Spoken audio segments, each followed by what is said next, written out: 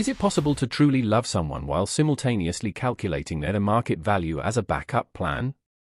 We like to think that engagement rings signify a final choice, a closing of all other doors, but for some, a diamond is just a placeholder until something shinier comes along.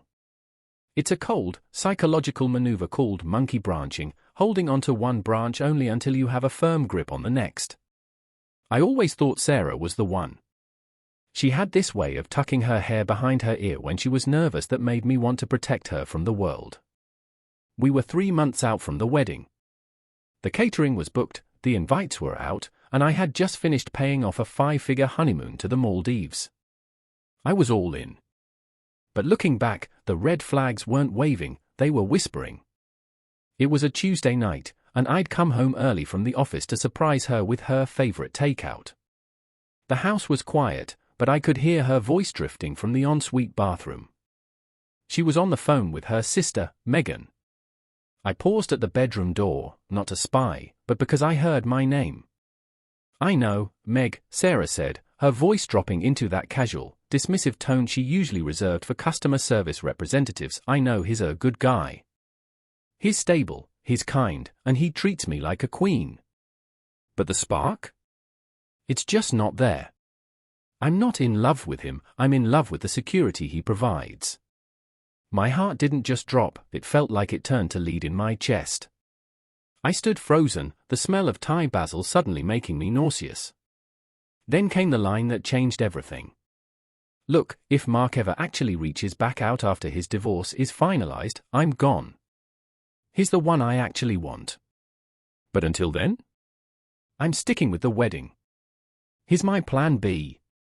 It's better to be married to a safety net than to be alone at 30, right?" She laughed. A light, airy sound that I used to find charming, but now sounded like glass breaking. From a psychological perspective, this is a classic case of narcissistic devaluation. She wasn't seeing me as a partner, she was seeing me as a utility. To her, I was an insurance policy against her own fear of loneliness. She was waiting for Mark, an ex from years ago, to become available, using my labor, my money, and my devotion to keep her warm in the meantime. I didn't storm in. I didn't scream. I silently turned around, walked out of the house, and sat in my car for 2 hours. The betrayal wasn't just the words, it was the realization that every "I love you" for the last 3 years had been a calculated lie to keep that safety net in place. Have you ever looked at someone you thought you knew and realized you were staring at a complete stranger? I realized then that a quiet exit wasn't enough. Not for someone who was willing to let me sign a legal contract and build a life under false pretenses. I needed her to feel the weight of the reality she had created. The following Saturday was our engagement send-off dinner. Both our families were there, 40 people in a high-end restaurant, clinking glasses and celebrating a love that didn't exist. Sarah was glowing, wearing a white silk dress, playing the part of the blushing bride to perfection. When it was time for the toasts, I stood up. My hands weren't shaking. I felt a strange, cold clarity. "I want to thank everyone for being here," I began. I saw her smile at me, that practiced, beautiful smile. I've learned a lot about commitment lately. I've learned that for some people, a wedding isn't about 2 people becoming one. It's about securing a plan B while waiting for plan A to call. The room went silent. I could see the color draining from Sarah's face. She knew. "I heard the phone call, Sarah," I said, my voice calm and projecting to the back of the room. "I heard that I'm just the safety net. I heard that you're waiting for Mark. So, since I'm such a good guy, I've decided to do the kindest thing possible. I'm letting you go so you can be free for him. And since you're worried about being alone at 30, well, you should probably start looking for plan C, because plan B just resigned." I took the ring box out of my pocket, the one containing the wedding bands I'd picked up that morning, and set it on the table. "The dinner is paid for. Consider it my final contribution to your security. Enjoy the appetizers." The walk out of that restaurant was the longest and shortest walk of my life. I could hear her starting to sob behind me, the sound of chairs scraping, and her mother shouting my name. But I didn't look back. This is the part people don't tell you about ending a long-term relationship. The grief is real, but the relief is sharper. When you realize someone is using you as a backup, staying with them isn't working on the relationship, it's participating in your own destruction.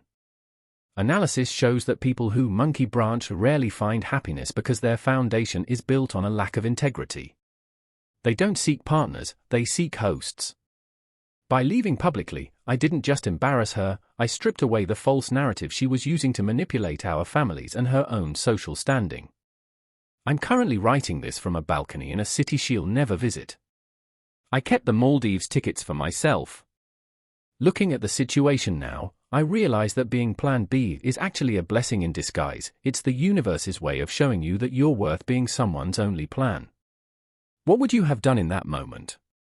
Would you have confronted her privately and tried to save face, or do you believe that a public betrayal deserves a public ending? Have you ever felt like you were just a placeholder in someone else's life? Let me know in the comments. I read every single one. Remember, know your worth, and then stop giving discounts to people who don't deserve the price of admission. Hey guys, if you want the full story, there is much deeper version where I go into everything. I discover after and before all the details, the sign I ignored, and what happened next. I will leave the link to my Patreon and Spotify in the description if you want to check it out. See you there. If you want to stop being in a situation like this and actually become a man with respect, I put everything in a fully system link in the description. See you there.